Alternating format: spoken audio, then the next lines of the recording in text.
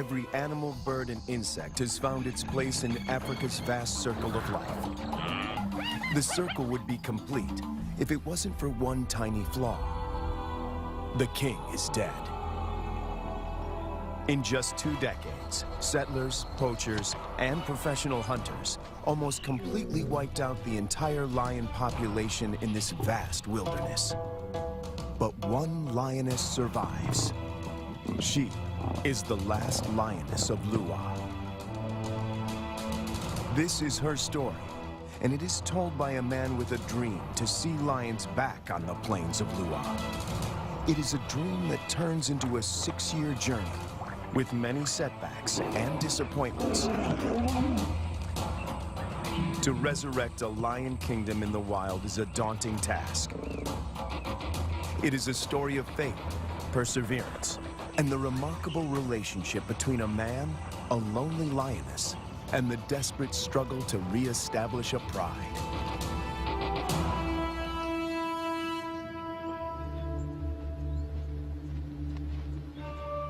The indigenous people of Lua know that a single lioness roams this plain.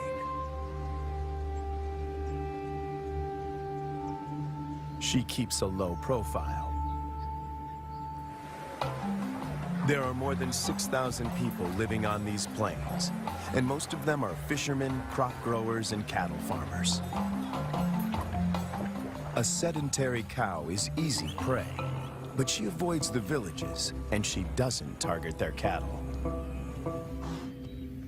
Instead, she perfected the art of surviving on her own. Without the help of a pride, this lioness had to adapt. When she hunts, the combination of patience, power, and speed is spectacular.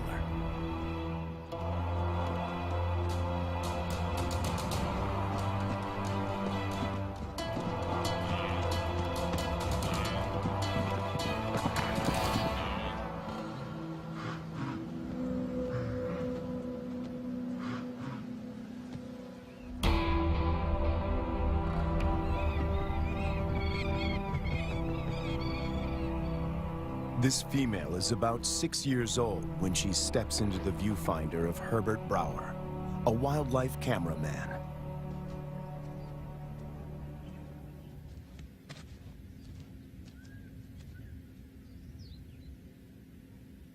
She'd been rarely seen, and if then only at a distance. But suddenly there she was, right in front of our eyes. Herbert is captivated by her and returns to the floodplains of Lua year after year. It comprises 3,600 square kilometers and borders Angola in the west. The bank of the Zambezi floodplain marks the eastern boundary of the park. People living here tell Herbert that the lioness has been alone for many years. They call her Lady Lua.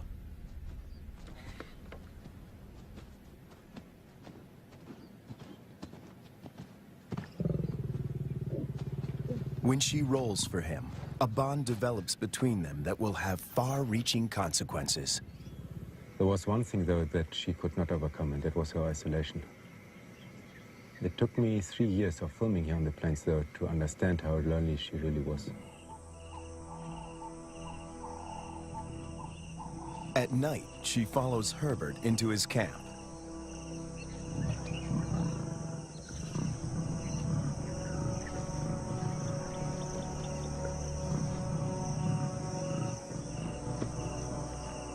He would never expose himself to wild lions on foot, but he instinctively knows that she means him no harm.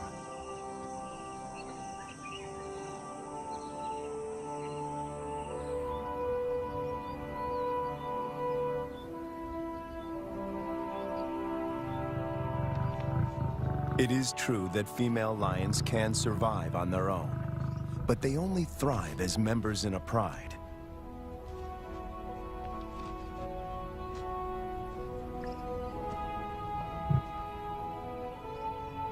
Is it possible to find Lady a mate? And could they produce cubs and form a new pride?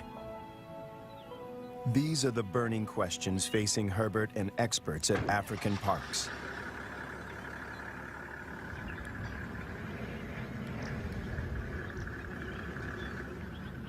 Craig Reed, a manager at African Parks, and veterinarian Dr. Ian Parsons face a dilemma. Reintroducing a full pride of lions into Lua could cause havoc. If one cow is killed or one person attacked, the local population would be up in arms. If they find her a mate, she will hopefully teach him and their cubs to stay away from cattle and people. The project is even more viable if she can transfer her impressive hunting skills. It takes 4 years of detailed planning to get the project off the ground. Lady is now collared to keep track of her movement. The average age of a lion in the wild is 16. She has about 6 years to produce a litter.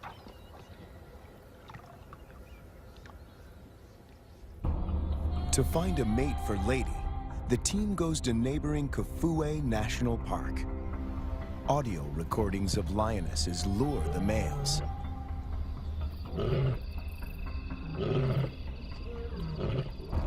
Wildlife vet Dr. Ian Parsons darts 2 males. As a coalition, they stand a better chance to survive the trauma of a translocation. The big question on everyone's mind is whether these 2 males will bond with Lady. If they do bond with her, she might be able to teach them how to keep a low profile and avoid the villages.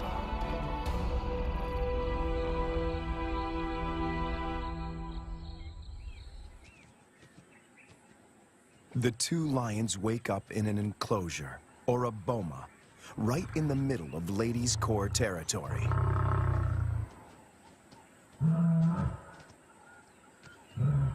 One of the males is 3 years old, the other a bit younger.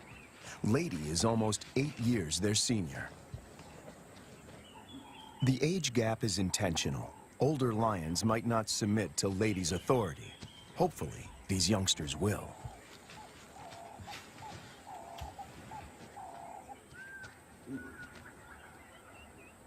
This is the first time in years that Lady has set eyes on her own kind. She keeps watch as the 2 males familiarize themselves with their new home. The first piece of the puzzle falls into place. But then, disaster strikes. On the 5th day in the boma, they escape. Finding themselves in a strange environment, they could take fright and bolt. To Herbert's relief, he finds them a few hundred meters from the enclosure. Lady's response is odd. She rolls to show them she is not a threat, but she doesn't approach them. The males are aware they are in her territory. Everything is new. It's going to take time to adjust. Before she leaves, Lady marks the territory with her urine. It's a strong message. She's the landowner. They are the squatters.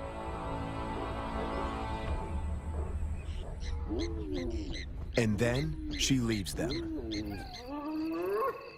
The presence of 2 new lions in Lua has a huge impact on the local residents. It's not only villagers that are now at risk. The arrival of the 2 lions jeopardizes the hyena's position of power.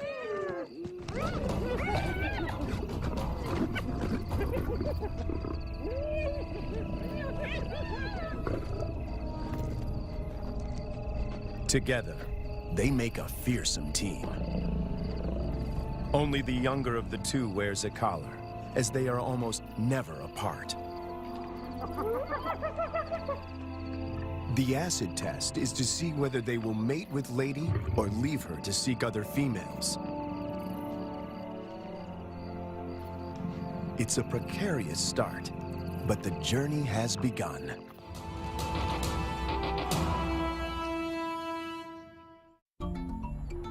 almost 3 years go by without incident. It's November, the beginning of the rainy season. Thousands of wildebeest pour into Lady's territory. The males are hardly recognizable. They are now almost 6 years old, and their bodies are beefed up, their manes more pronounced. After all this time, they're still together and have bonded with Lady, who seems to be doing all the hunting.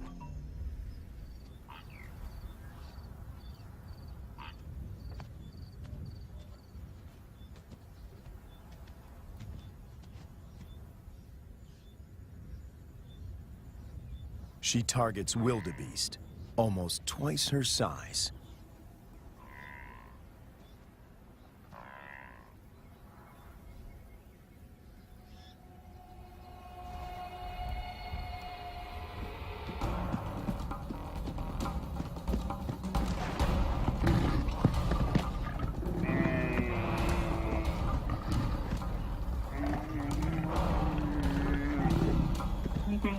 With a powerful bite to the neck, she suffocates her quarry. It's all over in minutes. The meat from a small calf could keep her going for a few days, but she's not hunting only for herself.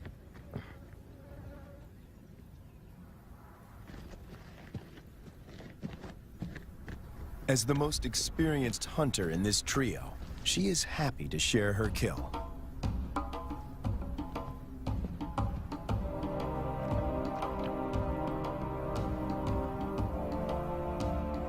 The fact that she allows the males to join her, and that they don't chase her off the carcass, is significant.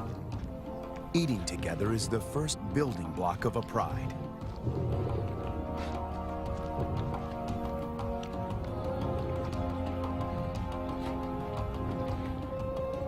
Her reward is companionship. The males get the lion's share of her kill. They gorge themselves and can eat up to 1/4 of their own weight in one sitting.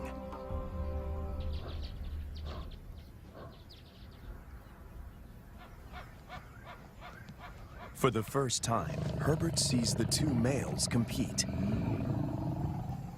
It is the younger of the two brothers that emerges as the dominant male.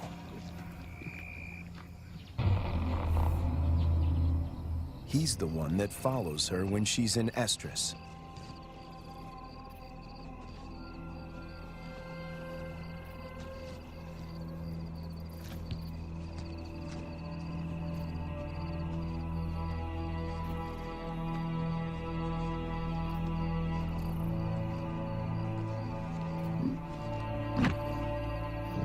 He grimaces, curling back his lips to expose an organ in the back of his mouth that picks up faint chemical pheromones. He can smell that she's in heat.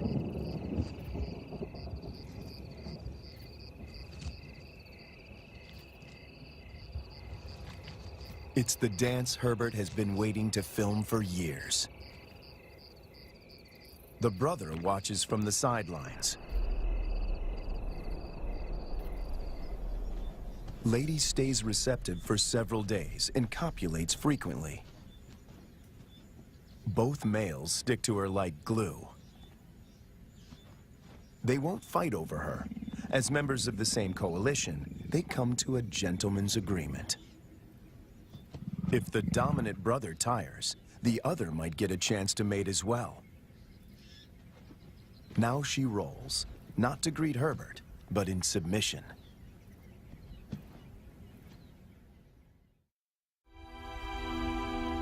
When Herbert returns a year later, there are still no cubs. It's a huge disappointment.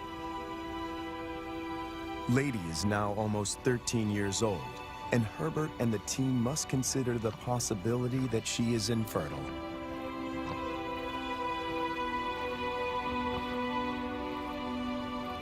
If that's the case, the males might leave her and start roaming, looking for other females to propagate their bloodline.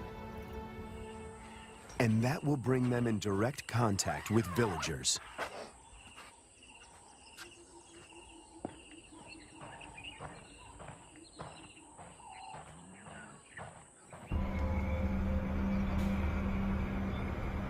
the team decides to import 2 young females. And that takes them back to Kafue.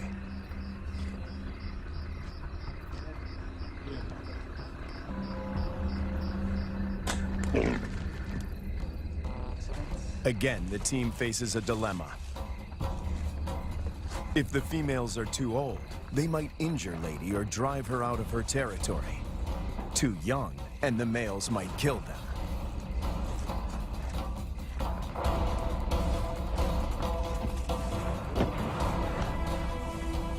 Dr. Ian Parsons oversees the translocation. We need some water just to keep them cool while we're traveling. All right, antidote. That's not very fast acting. It takes about 15 minutes to work.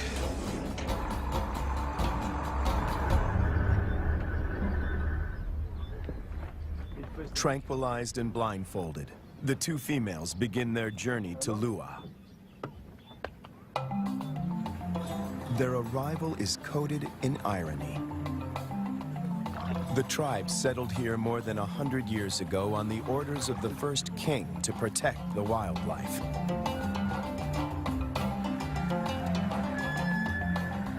But many of them have never seen a lion.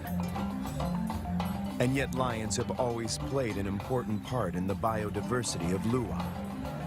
African Parks aims to restore the imbalance. But this is only possible if Lady remains the central character. She has to teach the new arrivals the lay of the land and teach them to keep away from villages. The question now is whether she can transfer these skills in time. The 2 lionesses are collared with radio transmitters before being released into the enclosure.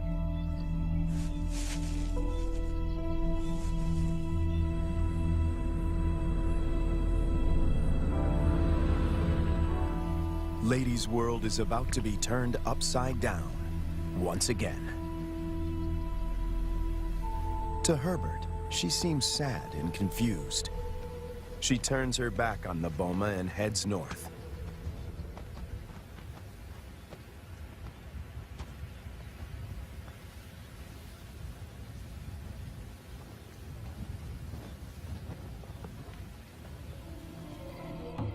The males, on the other hand, are very interested.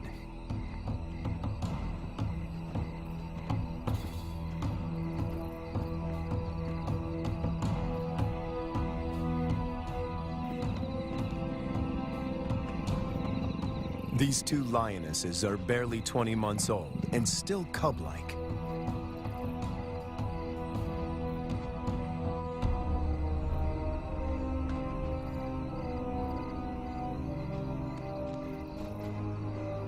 Male lions are known to kill cubs they haven't sired. No one knows how this will play out.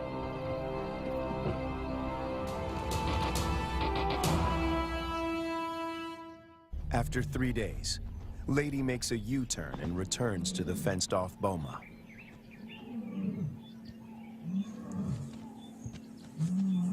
The 2 young females respond to her calls.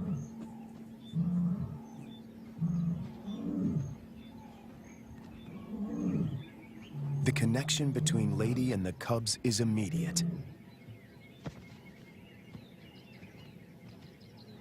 She engages.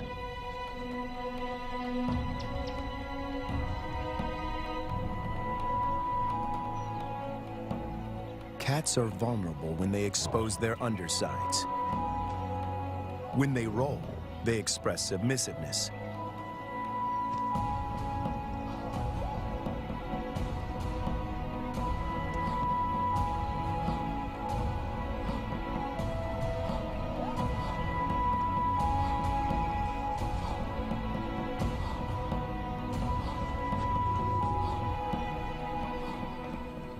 But trouble is on the way.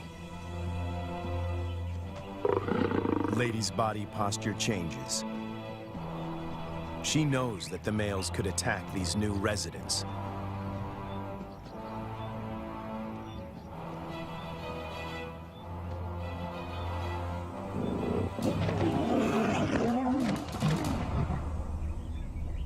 Ears back, every muscle contracting. she puts the males in their place.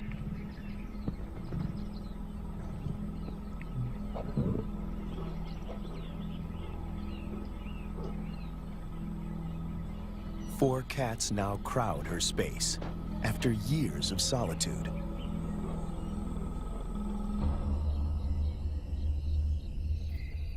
When the males were in the boma, Lady disappeared for days. But now she is intrigued by the cubs. She keeps constant vigil. The electrical current that runs through the fence is non-lethal, but does give a sharp jolt. Lady is clever. She discovers a broken wire and tries to gain access where the circuit is breached.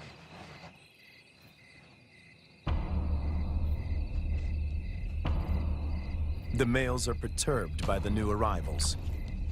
But before they get any ideas, Lady asserts herself. The balance of power might have shifted, but she's still in control.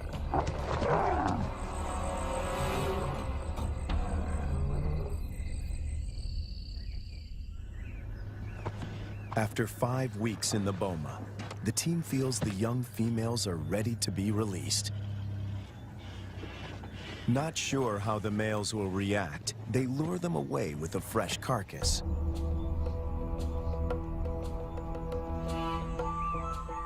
The young cubs have also not been fed for a couple of days.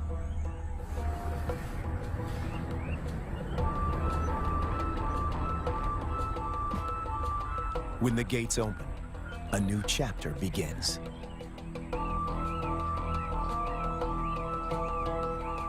Lady is first on the scene. The cubs have spent more than a month in the boma to adjust.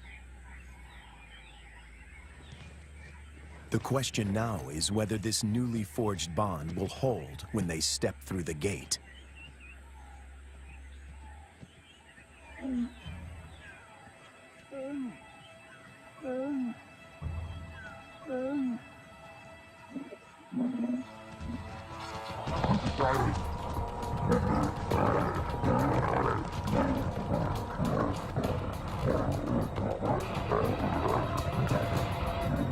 The first encounter turns into a cat fight. But it is more show than anything else. If Lady wants to kill these cubs, she can do so in the blink of an eye.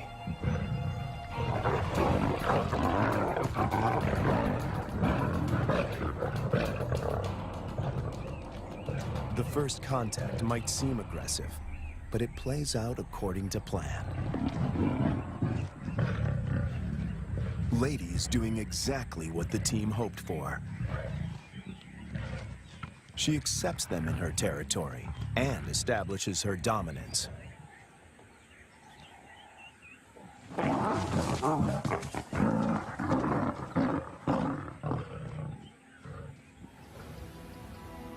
The landscape of Luwa now looks very different from the days when Lady followed Herbert to his camp. Now 2 young and subdued females follow her. But Lady is not used to having an entourage. She's not at all familiar with the dynamics of a pride.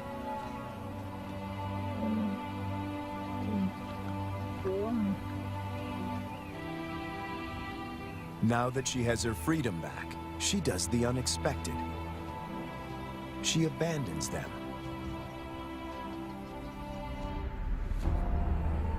The 2 young females now find themselves in a new and unfamiliar environment swarming with hyenas. Since their release, the young females stick together.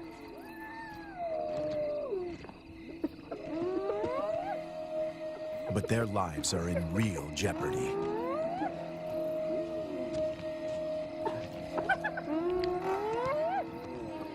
Hyenas can kill lonesome female lions, and tonight, they face a growing mob.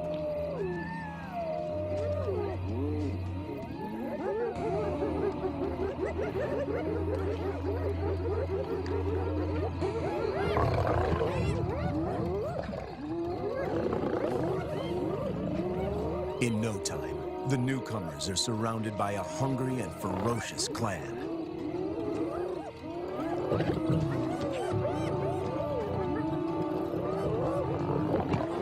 They stand their ground, but the noise attracts a far more dangerous adversary, the males.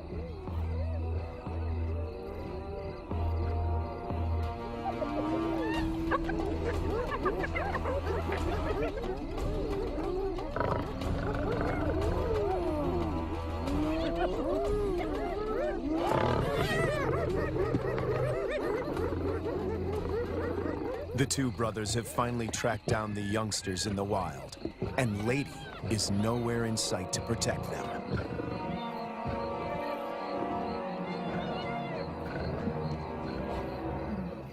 The hyenas know what's good for them. En masse, they retreat.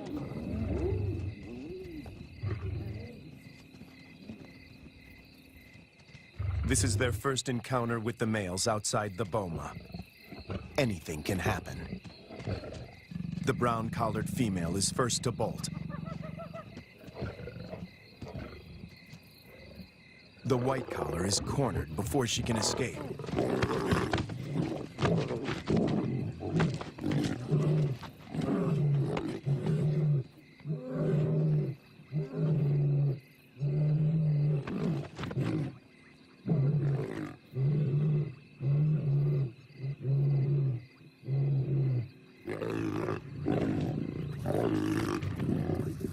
Two against one. The odds are not in her favor. But her assertiveness could be her saving grace.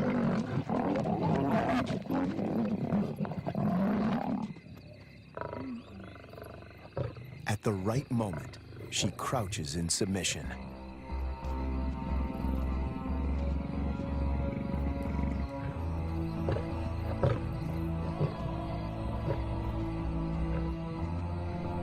The encounter with the males is a frightening experience for both young females.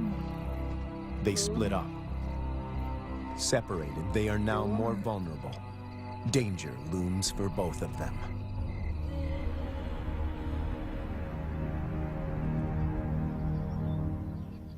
The team manages to track down the females, and they are reunited.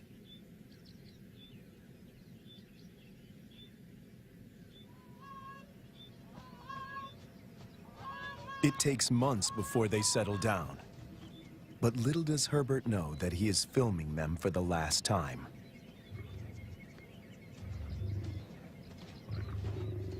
The next day, the brown collar is gone.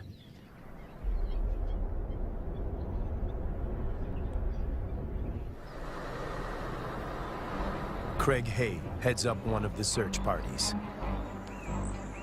All eyes are now on finding the brown-collared female. Some of the farmers have seen her in the vicinity. Her life is in real danger. Poaching is rife here. And then, their worst fears are confirmed. It's in there. A faint radio signal comes from a pond.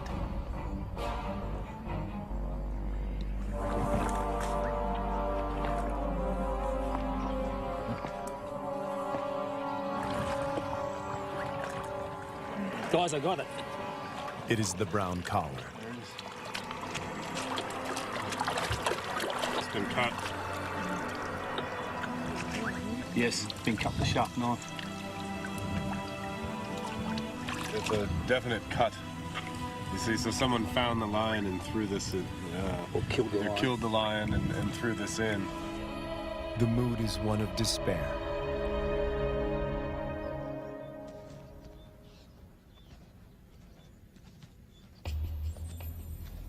To complicate matters, the female in the white collar turns away from Lady's Core territory and begins walking in a northwesterly direction towards Angola. Even if she survives, in time, she will outgrow the collar and suffocate. The dream to establish a pride in Lua begins to unravel. In an unexpected twist, the males follow the white-collared female to Angola.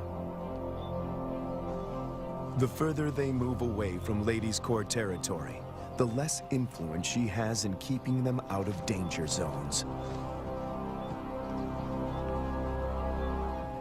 A rescue mission is launched to find the white-collared female and the males before they cross the border. Dr. Matt Becker, who runs the Zambian Carnivore Project, joins the search party. He spots the white-collared female a few kilometers from Angola.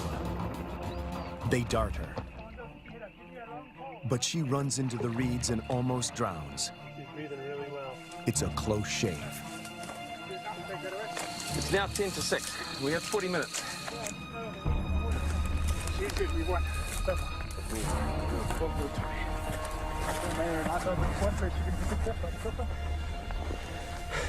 Let's make sure it doesn't get her nose. It's going to be windy. The rescue mission is tricky. The small helicopter can barely lift her, and the ground team must help before the pilot manages to get his precious cargo airborne.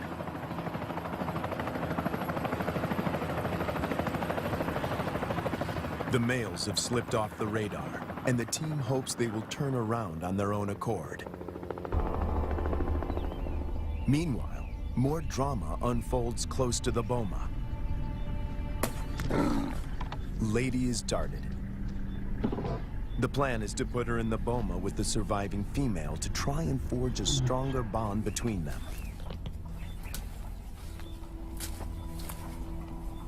It is the most difficult decision the team has had to make until now.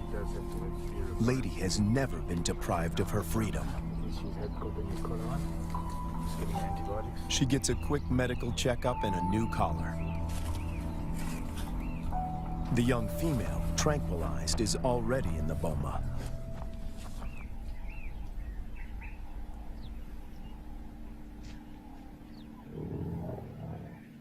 No one knows how Lady will behave in captivity.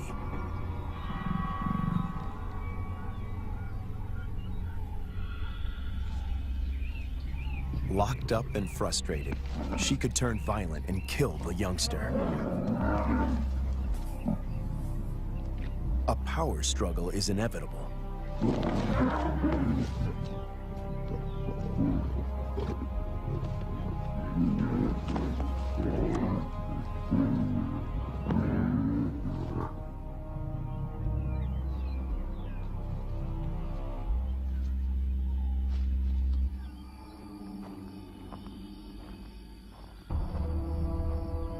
More bad news. One of the males crosses the border and is killed by cattle farmers in Angola.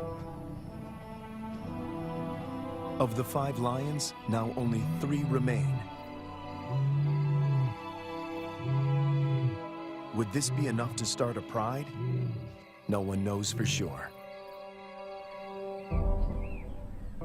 Lady, when she recovers from the anesthetic, is extremely agitated. She is on the wrong side of the fence and she can't dig her way out.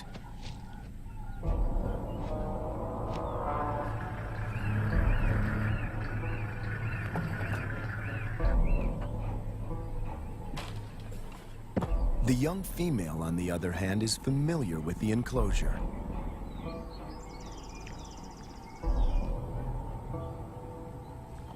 This puts her in a strong position to assert power and seize authority.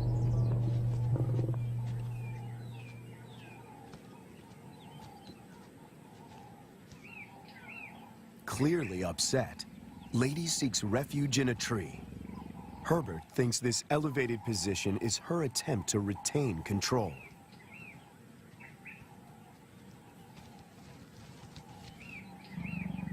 Hunger eventually tempts her down.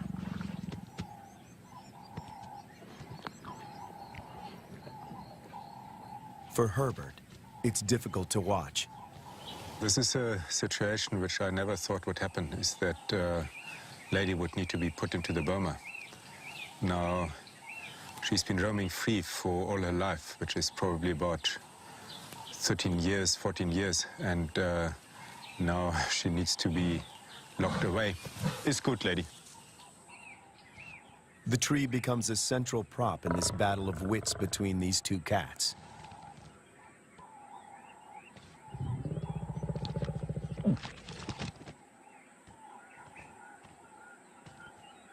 The young female catches on very quickly. She is lighter.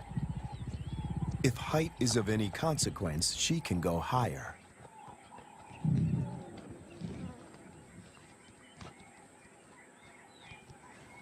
From her elevated position, the young female spots the surviving lion. He is just returning from Angola, alone. It seems as if every breakthrough in this project is shadowed by a new set of problems. The two brothers formed a strong coalition. They made this territory their own and for 4 years managed to stay out of trouble with the villagers. The hope of establishing a new generation of lions now resides with the survivor.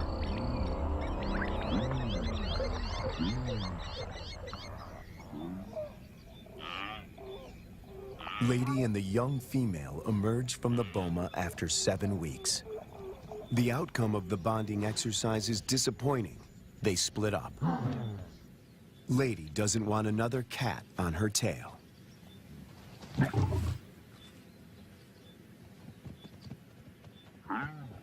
But the time in the boma did benefit the young female. It gave her time to mature. She doesn't see the male as a threat anymore.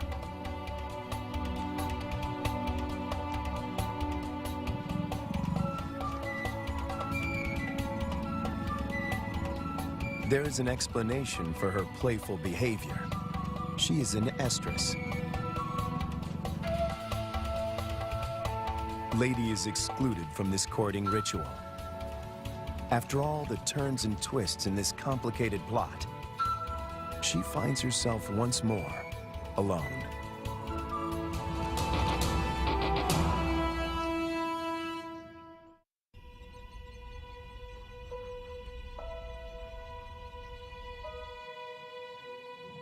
After hunting alone, the young lioness returns to the male. She is ready to mate. The project is one step closer to reaching its goal. The male will sire the next generation. But what about Lady? Will she be part of this new pride? It somehow seems sad and tragic if she is now excluded. And on cue, she disappears.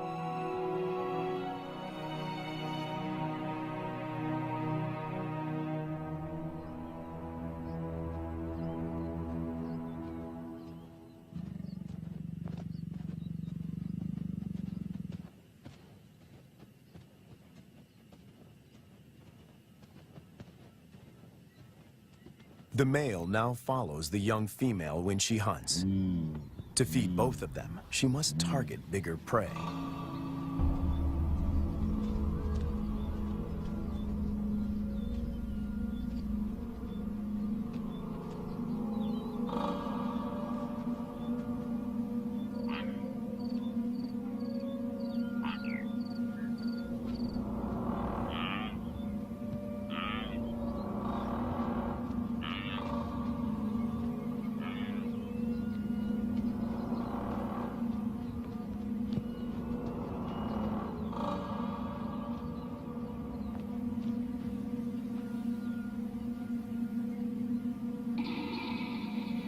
The male is not helpful.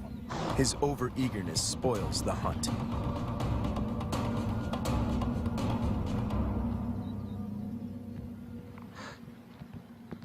Herbert is about to accept that this Regent King and the young female are now the major players in this drama, when Lady suddenly reappears.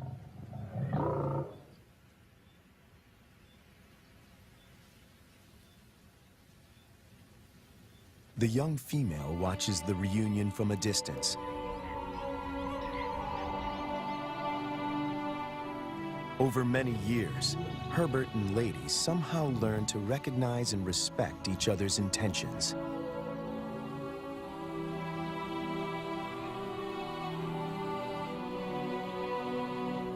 When she looks at him now, he feels he can almost hear her asking, Is this what you wanted? In the presence of the male, Lady lies down with the young female. This is what a pride looks like.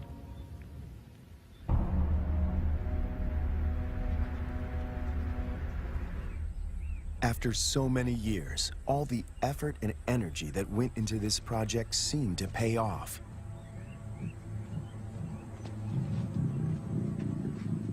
The young female frequently mates with the lion in Lady's presence.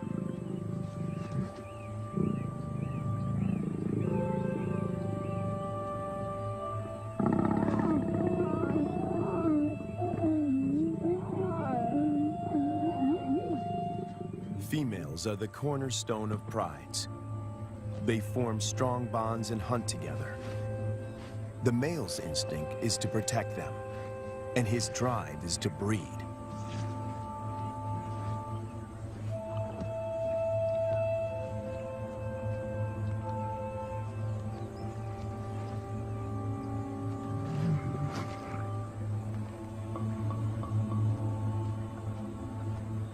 But a female in estrus that leads to mating is not a guarantee that this new pride is stable and secure.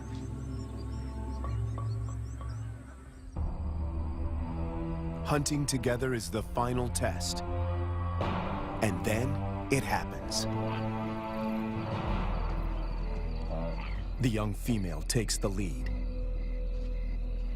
Lady follows. This is certainly a new development. And the outcome is swift and lethal.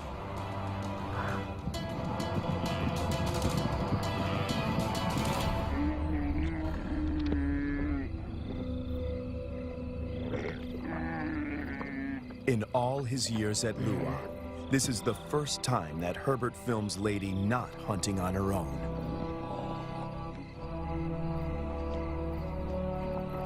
When the male joins them, the circle is complete. The air is full of promise.